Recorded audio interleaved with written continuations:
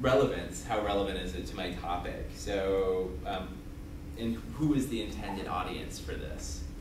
Yeah, so is it relevant? So is it intended for people at your level in the field? Or is it maybe intended for somebody who's just starting out? You know, or is it intended for children, you know, young adults? So you always want to look at the audience and see how relevant it is. Since we know that it's not peer reviewed, you want to see if it's if it's at the same level of information that you have been looking at. Okay, and accuracy, which is always kind of hard because you always want to take people's word for it, right? But you always want to try and see if you can find the credibility of an author. Okay. So how credible is this author, and do they have any sort of significance in this field that I'm studying, right?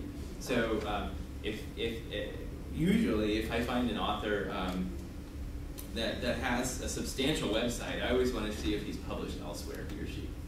Yeah, to see if it's just them, you know, if it's like their dog and pony show website, then, you know, who's reading it and who cares? So, I don't know. And you can always usually find that to the credibility of an author through their language and tone on a website too. So how, you know, what sort of language are they using? Is it really basic or is it pretty advanced? And are they maybe just a little preachy? Instead of just this fact, you know, this is just the facts, man. This is the research that I've done. So those are good ways to evaluate that. And then the purpose of it. Oh, I have a great example too. So if I do, and this is a good example for the credibility of an author. If I do a web search for Martin Luther King, has anyone ever done this? Yeah, you know, it's crazy. So we have Martin Luther King Jr.,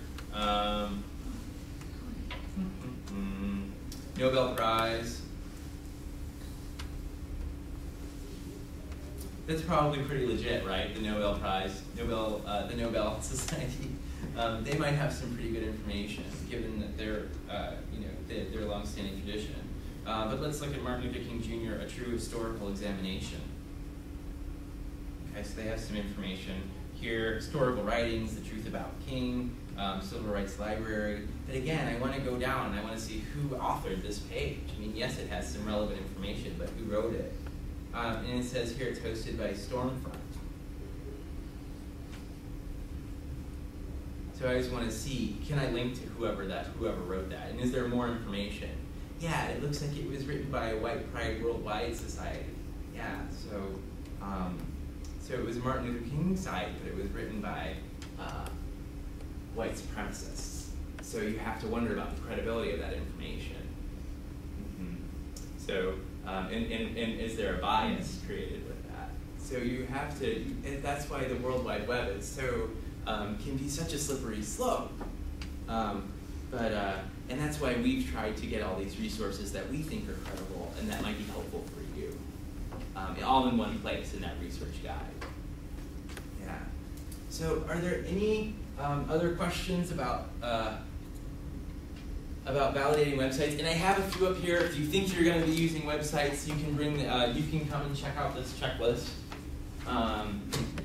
If you don't, then don't bother. And if you didn't get one because we ran out, you can always email me and let me know, or you can stop by the library. Copies. Okay. You'll make copies. Yeah. Great. Ooh, we're almost out of time. Any other questions? I can't believe I talked for a whole hour. Yeah? All right, you guys. Well, please email me with any questions. I am always available. I'm here all day, Monday through Friday. So, and we have people at the reference desk through the weekend and late into the evening as well. Okay. So thank you all very much for your patience and your participation. Yeah, you can just throw those cards away when you're finished. All right. Bye bye.